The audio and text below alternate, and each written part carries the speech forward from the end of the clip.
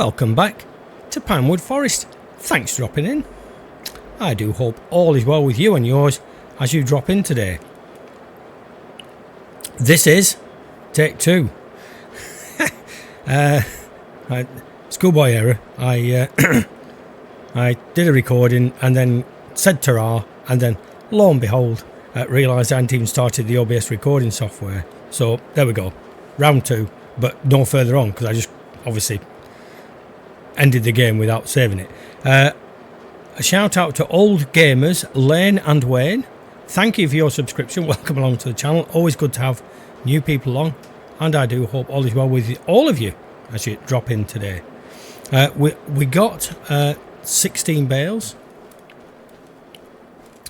of lovely straw. Look, see that wrap, isn't that? I mean, it's just so intricate. It's just, anyway, simple things in combines.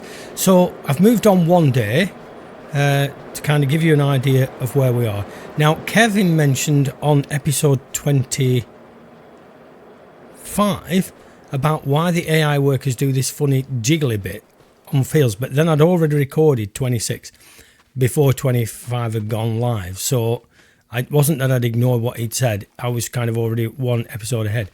So when a worker does a field, the reason they kind of just do a little funny turn at the top when they're turning around is they're set to actually do the work actually on the field. They can't leave the field boundary. Now, I might be wrong. I knew that in the back of my head, but not kind of picked up on it. Now, I think somewhere, I could be totally wrong, maybe somebody can correct me at the bottom, but I think somewhere you can actually change whether they do that or not. That might be wrong. AI workers, field seeds, fertilizers, manure. No, I thought there was somewhere you could actually tell them not, to work literally, outside the field boundaries, but maybe not. Maybe that's something to do with course play. So, what have we done? Well, I'll do it on this string because it's a bit quicker. This field, that was the wheat field, we were going to extend that nearly halfway across here towards the grass field. But then, of course, I realised I definitely needed far more grass. So rather than try and chop down 300 trees north of that field, I decided to use that piece of land towards the wheat field to actually extend the grass. So we've more or less, I think, doubled the grass size, and obviously just extended that wheat field to the east. If that's, I know it's probably not, but to the right or the east, whichever way you want to look at it. These, of course, were two separate fields. One small field behind the shed where all the gear is, and then a bigger field next to it. And I've chopped those into an L-shaped field. So that's where we're up to. I've got all that done.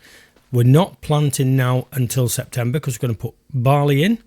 But the grass field is already, as you can see, it's already kind of marked out in the way it should be.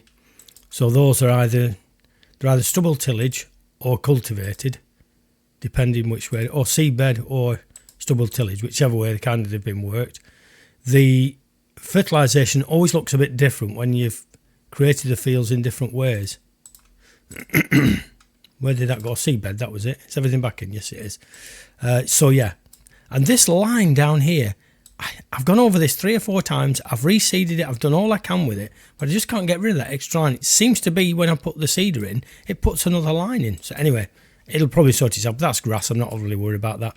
And obviously, depending where I ploughed and what I did with these bits, you get double fertilisation in odd spots. But that spray, that little bit there is when I was doing the grass field. It put a bit over there. But the grass field is all planted now. We can't plant the barley until September, so it might as well rain until September. Oh, do you know, I could make a song out of that. So methinks you're up to date. So now what we need to do is we need to sell a bit of this flour here, and because this is take 2, I know the best place to sell it, and we're going to put a shed in, and I have to remember what I was going to do that I've done that I've now not done because I've come back in again. And if you understand that, you're as confused as I am. Now what I'm going to do is I'm just going to check I'm recording. Yes, I am. Oh, double think yourself.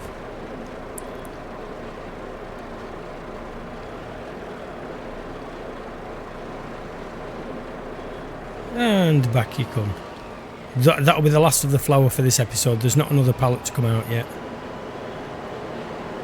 So some of the trees I knocked down at the top of the grass field.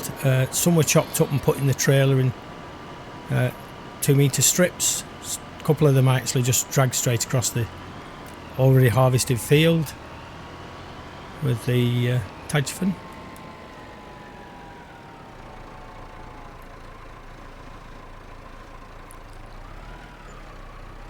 $6.60, no, that's exactly what I got last time I recorded. Oh yeah, that was this episode. I know the sheep need feeding, they need a bit of water, there's stuff to do.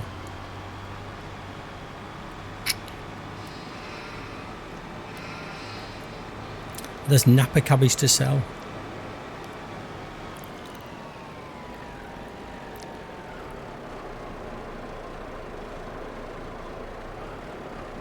And there's still quite a bit of wheat actually in the thing. I did look when I did the last one. Where are we? Windmill. Wheat. Wheat. Yeah, 15,000 litres still yet. So, like I say, if we do barley, then we will get flour out of that. We'll also get some more straw if we're aiming to get cows.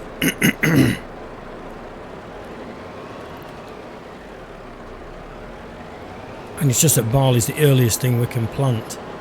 I was thinking of doing oats, because I think oats, certainly in 22, I'm sure you got more flour out of the actual crop.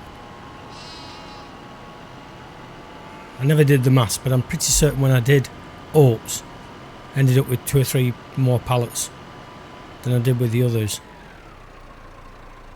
Whoops, why is it doing that? Don't know why it was just spinning around then. I wasn't holding that side of it. So we should get over 60k in the bank now. I did look in the shop at the sales stuff. There's a nice Deutz, but literally it was exactly the price for the second-hand Deutz as the money we had in the bank when I finished the episode. So no, I don't think we were doing that. Round that way. So I wanted to watch my football team yesterday. I'm recording this on a Sunday the 16th of February. And it won't mean a lot to many people, I don't suppose, but in 2 days' time, the 18th of February, it'll be 40 years since my father died. 40 years. I just, you know, that's just beyond comprehension sometimes. Where did 40 years go?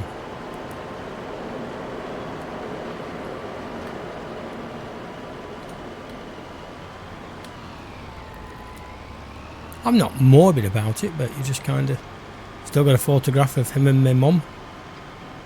Or when I got married to my first wife, best photograph I've ever had of my dad. That was taken in 1983, and he died literally less than 2 years later. So yeah, these are important milestones in life. And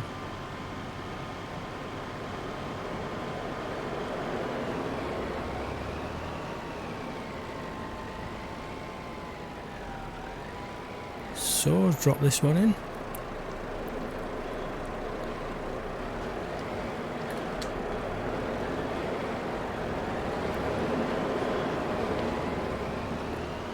So that's that nicely done. Napa cabbage next, then the sheep, then the shed. Get on board, eh? Ooh, like a professional driver. Now the Napa cabbage, we're taking it to the place that's offering the most money.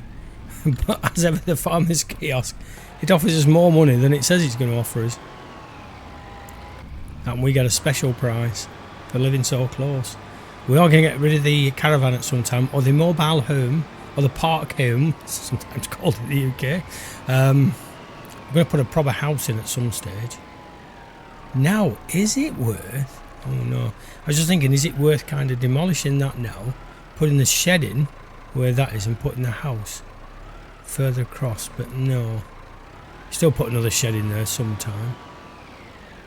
But I don't know how much houses are. How much are houses? I think they're quite expensive farmhouses, aren't they? Sheds, silos, silo extensions, tools, farmhouses. Yes, he's talking about 135k. I know I've not enough money. We want a proper house sometime.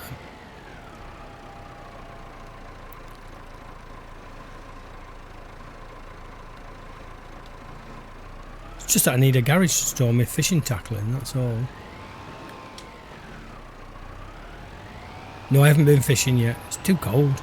Definitely too cold.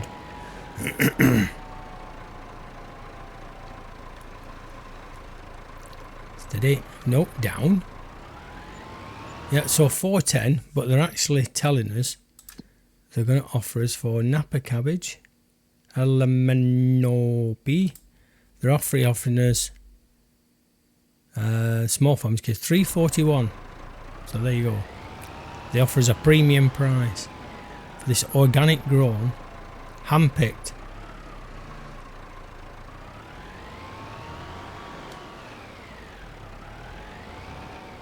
Can't get any fresher than this. Straight from the greenhouse, picked, boxed, straight in the sales place. That's why we get premium prices.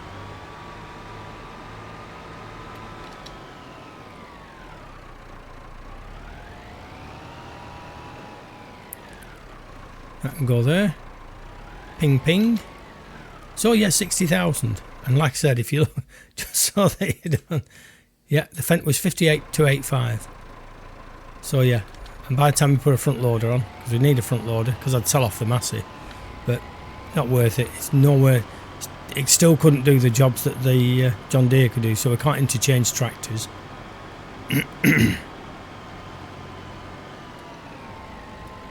I think the tanker might go on to the weight on the little Massey. Bah! All these sheep are looking a bit bigger now, aren't they? Or maybe it won't then. No, it won't go on to there. Stick that there then. Get the other tractor. So yeah, it didn't, when I've recorded this first time round, it didn't cough any more flour out. But yeah, still 15,000. It's nearly, it's 757. Like I say, it is a really, really quick production, that, so. If that's what you want, baby, we got it. I should write a song about that. Bah, bah. Perhaps write a song about asking the sheep if they have any wool. Why is that not emptying? Why is it not? Oh yeah, the trigger on this is just a bit fine. Right, bales. See, I didn't touch that then. Swung just enough.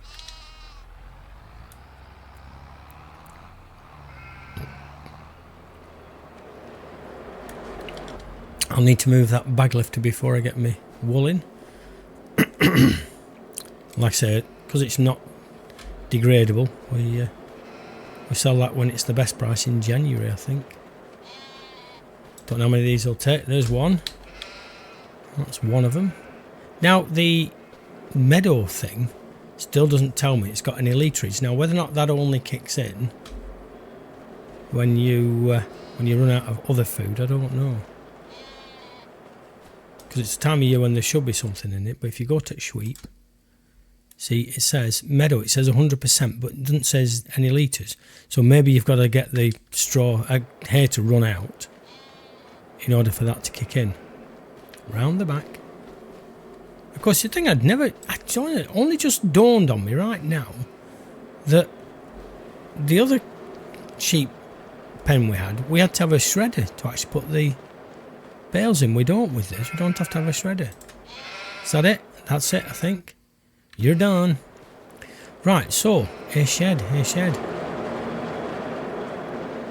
It's interesting, when you start from nothing, everything's kind of a bit higgledy-piggledy, so it's all about kind of just, oh, it might look, yeah, it looks odd because that's a diamond shape, isn't it? So sheds. Now the one I picked, I think, was that one. Can you see? It's a drive through, which is advantageous because you can then come either side to it. And again, I have to remember what I said in my first one. What gets me is that, I mean, I don't mind because it saves me money. Oh no, I didn't mean to do that. Oh well, never mind. Nope, that was... oh, I got the full price back, that's okay. Oh, sell, yes. I just got the mouse button when I was putting it in then. Yeah, the price of sheds is really, really reasonable in terms of what you pay for stuff. When you think about what you pay for some stuff and yet sheds, that seems extremely, for all that metal and concrete and everything else. I'm just putting that square onto that. So leave a bit of a gap there to get vehicles through. That's okay. Now let's do a bit of tidying up. I'd like to try and match the concrete that's there actually. Sculpting, painting, yeah, painting please.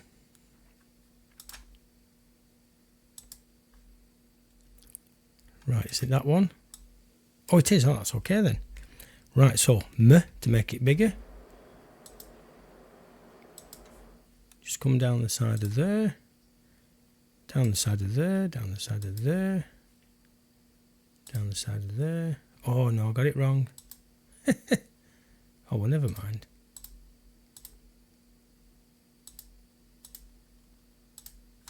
Something like that will do us.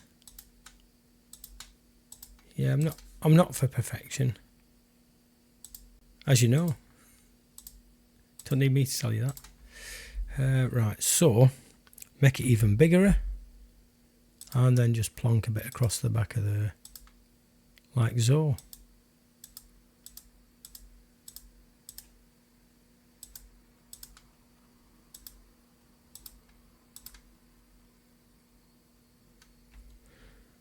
Change your shape.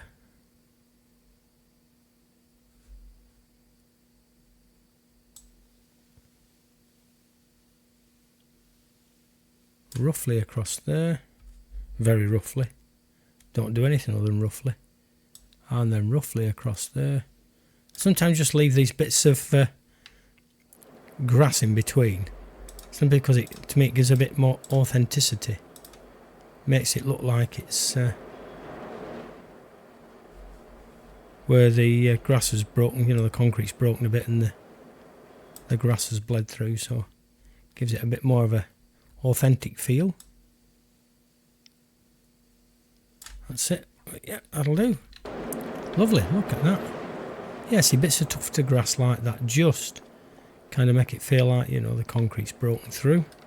Right, so let's stick some stuff in there now. And because it's double-ended, I can get twice as much stuff in. So, for instance, we can put the roller at one end. And I don't mind the patchwork tarmac and concrete either, or asphalt or whatever it is. Gives it more of a rustic feel.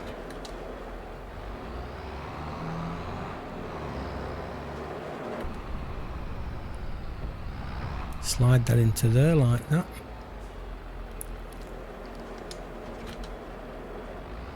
So yeah, we can end-to-end things like that, so well undercover. Just bits of tools. Plough can go on the other end of that.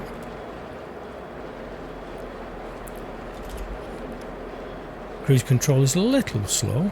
I do like it slow, but not that slow. Depends what I'm reversing up, really. And you come in this end. So the next aim really is to get cows. We've got to kind of push on for that now. But what I'll do off screen is I'll get us to September when we can start planting. Get some barley in. The cultivator I think should fit. They're quite wide these bays, so it might be a bit of a struggle, but we'll see. See how it does.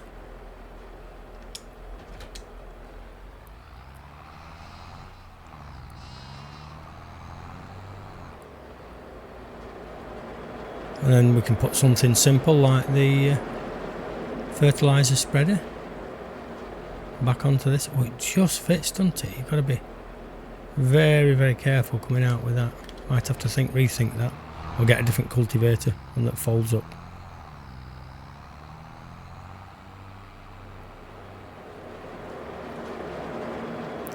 What I will try and do for the next video is I'll try and do a comparison from where we started to where we now are. So I'll do an image of the map as it started with just the shop on. It might have the windmill in as well, but it'll be amazing to see kind of the difference of where we're up to. But anyway, I think we've kept you long enough. You can see where we're up to with all the bits and bats we've done, the tidying up and everything. But thanks for dropping in. Do all the YouTubey stuff. And we will catch you later.